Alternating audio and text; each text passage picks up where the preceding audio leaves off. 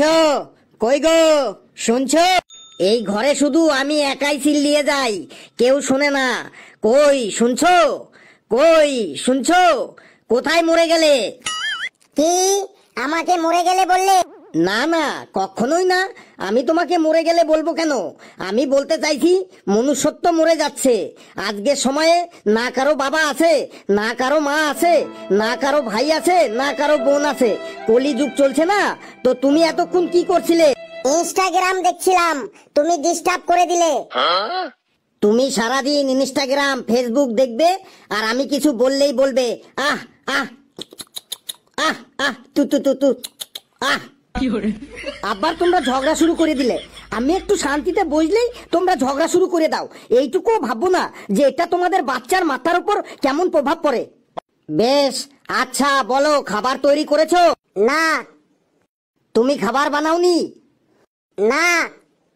আমি জিজ্ঞেস করছি, তুমি খাবার বানিয়েছো? বললাম তো না, বানাইনি। তুমি কি মজা করছো নাকি সিরিয়াস?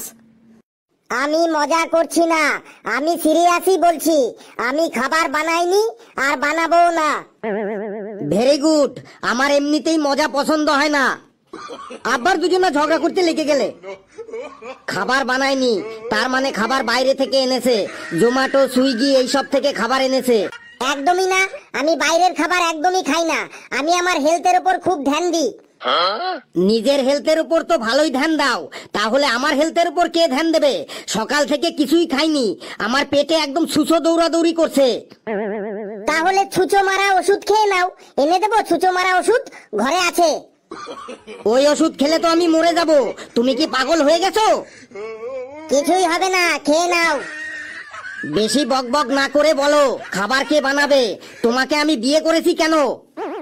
খাবার বানানোর জন্য তুমি আমাকে বিয়ে করেছো? আমি কি তোমার চাকর? তোমাকে চাকর কে বলেছে? সব বাড়িতেই তো ওয়াইফরাই খাবার বানায় আর হাজবেন্ডরা খায়।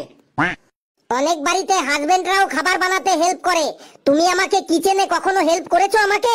আর তুমি কখনো আমাকে বাসন মাজার সময়, ঘর মোছার সময়, কাপড় কাচার সময় হেল্প করেছো কখনো আমাকে? আমি যদি তোমার কাজে হেল্প করি, তাহলে আমার কাজগুলিতে কে হেল্প করবে? তোমার বাবা? বাবাকে টানবে না, এখানে বাবাকে টানবে না। আমাদের মধ্যে একদম আমার বাবাকে টানবে না। অনেক হয়েছে তোমার। আমি তোমার বাবাকে কখনোই আমাদের মধ্যে টেনে আনতে চাইনি। যদি তোমার বাবা আমাদের মধ্যে চলে আসে, তাহলে আমি কি করব? এতে আমার কি দোষ? তোমরা দুজন এবার থামো, ঘরে শান্তি বজায় রাখো, না হলে আমি এই ঘর ছেড়ে পালিয়ে যাব। রোজ রোজ তোমাদের এই ঝগড়া বন্ধ করার জন্য আজ আমি কিছু কাজের লোককে ইন্টারভিউর জন্য ডেকেছি। ওনাদের মধ্যে একজনকে সিলেক্ট করে আমাদের ঘরে রেখে দেবো। সত্যি? আজ কাজের লোকের ইন্টারভিউ হবে? আর ওই কাজের লোকের স্যালারি কে দেবে? তোর বাপ? ইয়েস, আমার বাবা দেবে স্যালারি। ভেলু, তাড়াতাড়ি কাজের লোকদের ডাক, একটা সুন্দর দেখে কাজের লোক রেখে দেব। সুন্দর কাজের লোক দিয়ে কি হবে শুনি? উপরওয়ালা যখন ভালোবেসে এত হ্যান্ডসাম একটা হাজবেন্ড দিয়েছে তোমাকে, তখন সুন্দর কাজের লোক দিয়ে কি করবে তুমি? সুন্দর কাজের লোক এই জন্য রাখবো যাতে ঘরে চলতে ফিরতে ভালো লাগে। তোমার জন্য রণবীর কাপুরকে নিয়ে আসবো কি? সাথে আলিয়া ভাটও আসবে। সুন্দর কাজের লোক চাইও না।